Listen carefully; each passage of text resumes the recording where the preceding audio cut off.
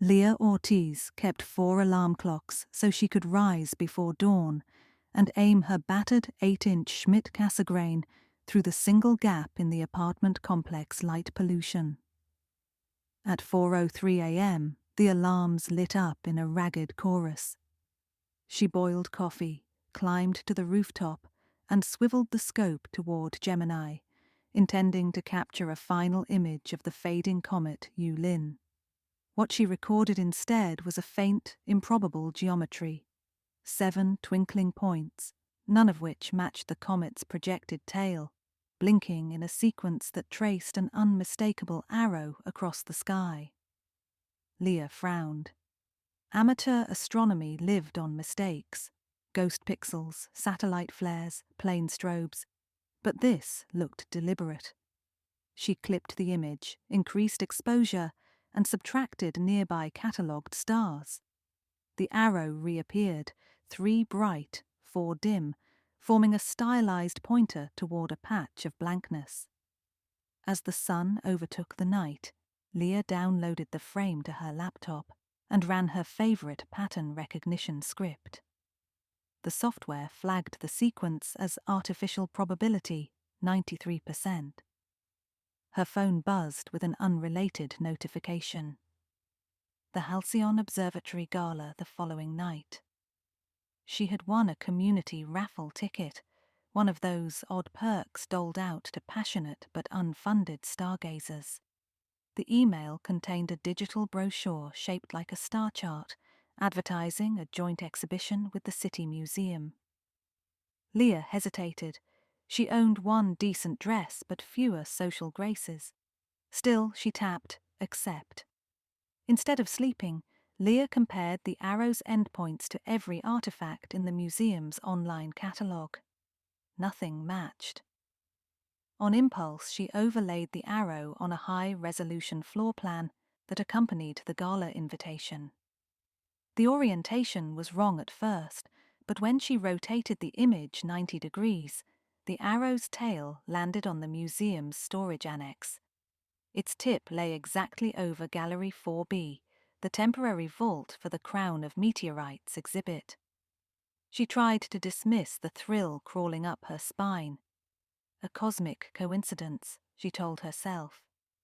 Yet the aligning angles felt deft, purposeful, like the hidden symmetries that made astrophysics poetry.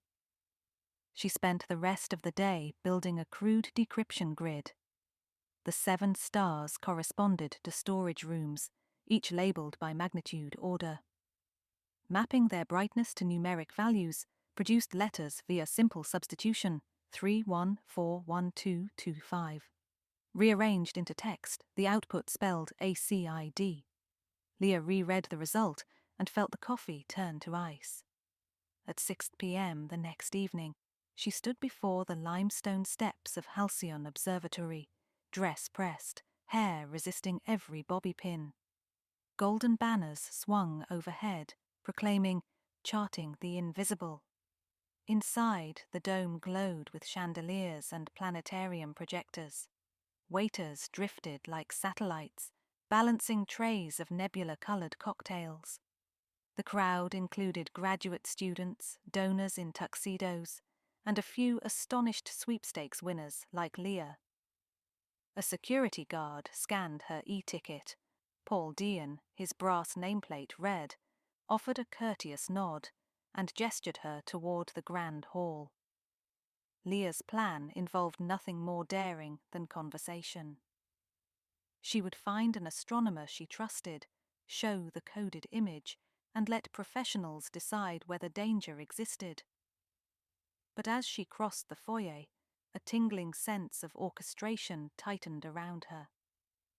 Celestial maps hung over velvet ropes, their constellations stitched with fiber optic stars. One display looked eerily familiar, the 7-point arrow she'd discovered, reproduced on a poster titled Celestial Cartoons, Pareidolia in the Sky. The description attributed the pattern to Dr. Celeste Vaughan, Halcyon's resident celebrity astrophysicist, who specialized in pattern recognition algorithms and owned an ego sized appropriately for interstellar scales. Leah nearly collided with a waiter. She apologized and turned to find Dr. Vaughan herself descending the spiral staircase, silver gown shimmering. Vaughan's eyes flicked across the room the way a hawk sweeps a field for mice. When they landed on Leah, the doctor's smile was both political and courteous. "Lovely evening," Vaughan said. "Have we met?" "Only in citations," Leah stammered. She introduced herself, adding quick accolades. "Adjunct at Rio Vista College, amateur observer." "And you noticed my little arrow?" Vaughan asked, pointing to the poster. "It's a playful nod to how the mind insists on finding meaning." Leah searched for sarcasm, but heard only pride. "Playful, yes. Though I wondered, did you design the pattern to match the museum floor plan?" Vaughan laughed. "I'm flattered you'd think it that clever. No, it's simply a teaching tool. People read conspiracies in the stars all the time. Enjoy the gala." She was swept away by a cluster of donors. Leah studied the poster again. The printed arrow matched her photo intimately. Same magnitudes, identical angles.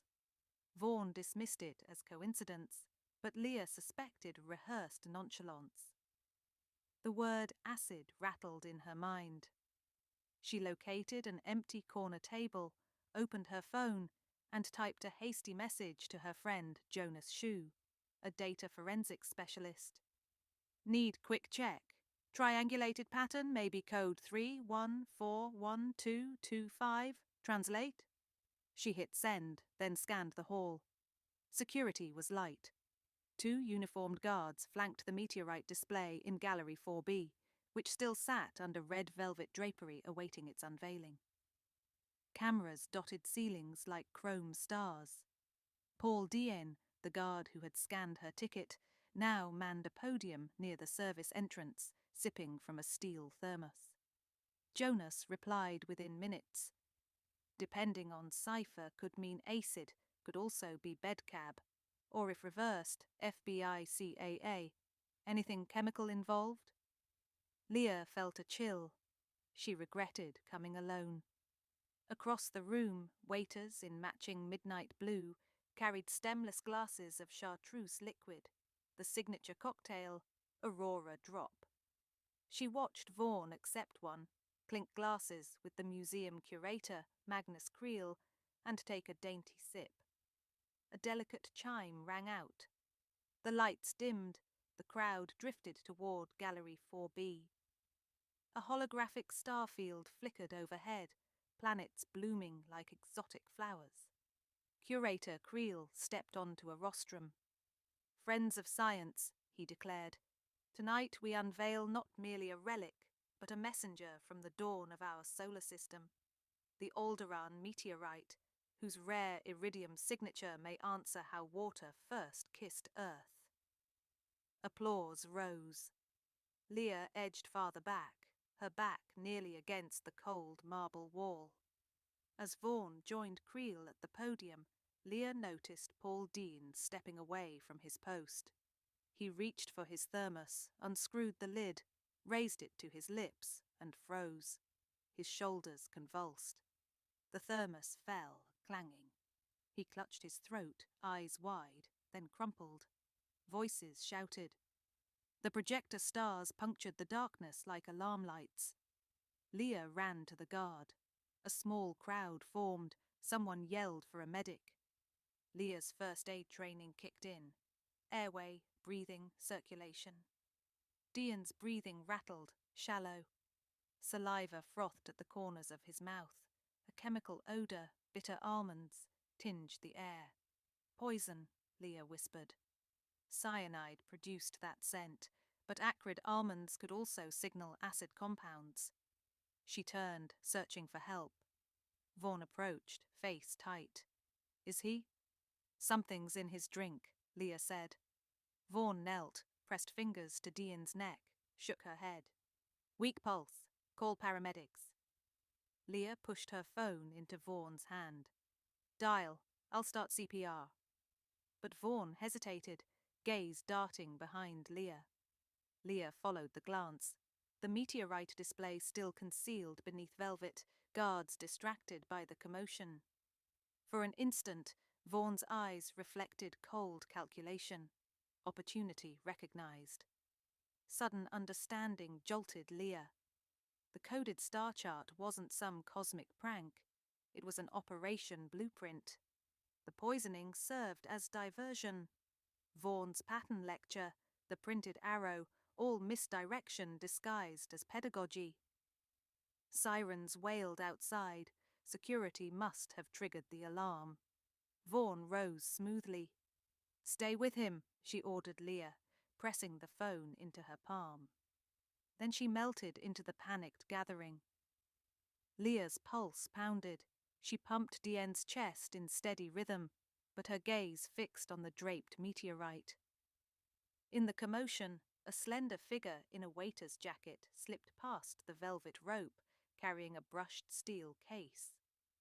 Leah tracked the figure to a side door, labelled Roof Access, authorized personnel only, the very direction the arrow on the star chart had pointed. Diane wheezed, coughed once, and lay still. Footsteps thundered, museum EMTs racing in. Leah yielded space, wiping sweat. Her hands trembled, but her mind switched to analytic mode. If she chased the thief herself, she'd likely find nothing but locked doors. She needed help, official and immediate. She spotted Detective Thomas Bright, a museum's liaison she'd met at a community lecture weeks earlier. Recognizable by his mismatched socks and perpetual notepad bulge, Bright was present tonight as security liaison, rather than law enforcement. Leah intercepted him near the planetarium entrance. "The guard was poisoned," she said. "It's a diversion. Someone just took the meteorite up the roof access." Bright blinked, raising an eyebrow at her dress speckled with white spit flecks. "Slow down." "No time." Leah shoved her phone at him, flipping to the star photo.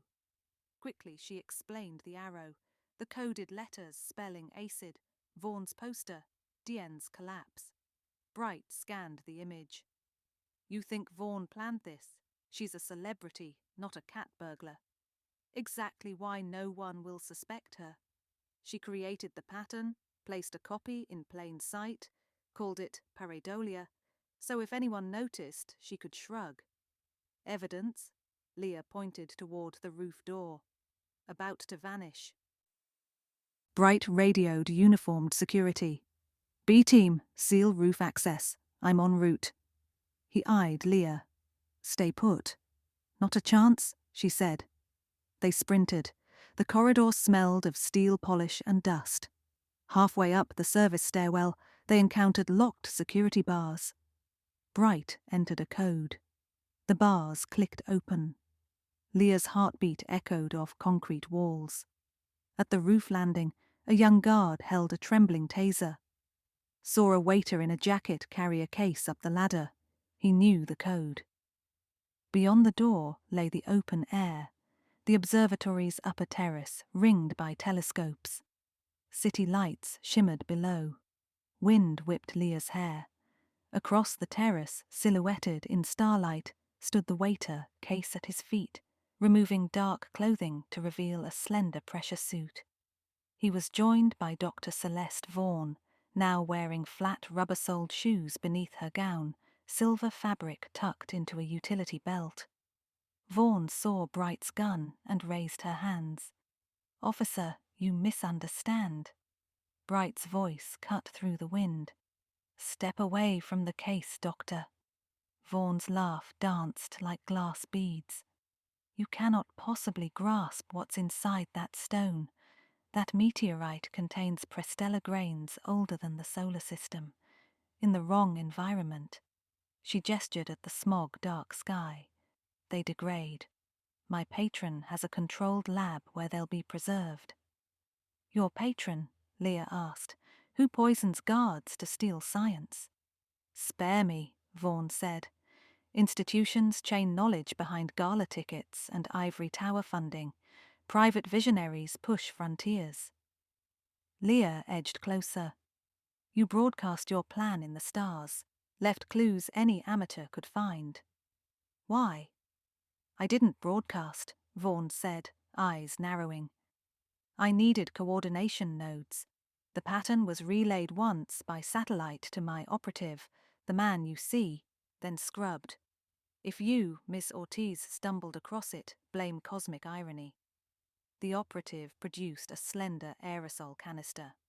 Back away or breathe hydrofluoric vapor, he warned. Very unpleasant. Leah's mind flashed to acid. Bright trained his pistol, but the wind gusted fiercely. Firing risked rupturing the canister. Vaughan lifted her chin. We leave by helicopter in 3 minutes. No one dies if you let us go. Leah spoke evenly. You already killed Paul Dean. Cyanide in his thermos. Vaughan's eyes flicked sideways. Regrettable. Wrong target. The thermos was meant for Officer Murdoch, who would have overseen roof surveillance. People misplace items. Leah felt bile surge. She pulled her phone. You know stars, Doctor. You know the timing of dawn. In 8 minutes, the first helicopter would be highlighted against sunlight. Security choppers are inbound. You're boxed in. Not if we leave now, Vaughan snapped. Leah thumbed her phone flashlight on and off in a rapid pattern, aiming it skyward. Bright groaned. What are you doing? Morse code, Leah muttered. I'm signaling the heli units that suspect is en route. Acid threat present. The roof cam feed may be down, but light pulses will be visible. The operative snarled, advanced with the canister. Leah breathed slow. A thought formed. HF acid eats glass, slashes calcium in bones, but wind tonight gusted westward, from their backs toward Vaughan. Leah looked at Bright, nodded imperceptibly toward the operative's left flank. Bright understood. He pivoted, targeting the case itself, a point far enough away to avoid the canister. He fired. The bullet struck the clasp. Sparks glinted. The operative spun, shouting. Vaughan lunged to grab the case. Leah dashed forward, kicking the aerosol from the operative's hand. It skittered across the concrete, hissing. Acid mist sprayed sideways, caught the wind, and blew back into Vaughan's face. She screamed, staggering, hands flying to her cheek. The gown's metallic threads fizzed, eaten by vapor. Bright tackled the operative. Leah snatched the case, surprised by its weight, and slid it behind a concrete parapet. Security officers burst onto the terrace. Sirens chopped the air, helicopters overhead catching Leah's Morse beam. Within minutes, Vaughan and her accomplice were cuffed, paramedics treating acid burns on Vaughan's cheek. Leah cradled the meteorite case until a has-suit technician relieved her, sealing it into a reinforced crate. The sky paled with dawn when Leah finally descended. Exhaustion draped over her like winter humidity. In the lobby, Detective Bright offered a grim smile. Paul Dean's alive, thanks to fast cyanide reversal, he said. He'll make it. Leah exhaled, sudden tears misting her vision. Good. Vaughan's looking at attempted murder, grand larceny, biohazard assault, Bright continued. The coded star chart story. Jury will love that. Leah chuckled weakly. Truth is stranger than sci-fi. Bright leaned in. You're the key witness. Also, the museum board wants to thank you publicly. Leah grimaced at the idea of cameras. I'd rather time alone with my telescope. Bright handed her a business card instead of praise. On the back, he'd scribbled, clear skies and quiet nights. She pocketed it. 2 weeks later, Leah visited Dien in the hospital. He looked pale but cheerful, sipping water. They spoke of favourite constellations. When Leah prepared to leave, he gripped her wrist. Why did you notice the pattern when no one else did? Leah thought of lonely pre-dawn hours, of scanning cosmic sweep for anomalies. I look longer than most, she said. Patterns stand out when you know the background noise. That night, she returned to her rooftop. The city's glare still drowned half the stars, but she found the gap. She aimed the scope not at Gemini, but at the void between constellations, a place vague charts labelled as nothing. She long exposed for 60 seconds. When the image resolved, she saw no messages, no arrows, only deep scattered jewels of infinity. She smiled, relieved by emptiness. Then she powered down the scope, shut the lid gently, and carried it inside, not because she feared what secrets the sky might hold, but because she had learned secrets below were just as vast, just as dark, and just as susceptible to a patient pair of eyes.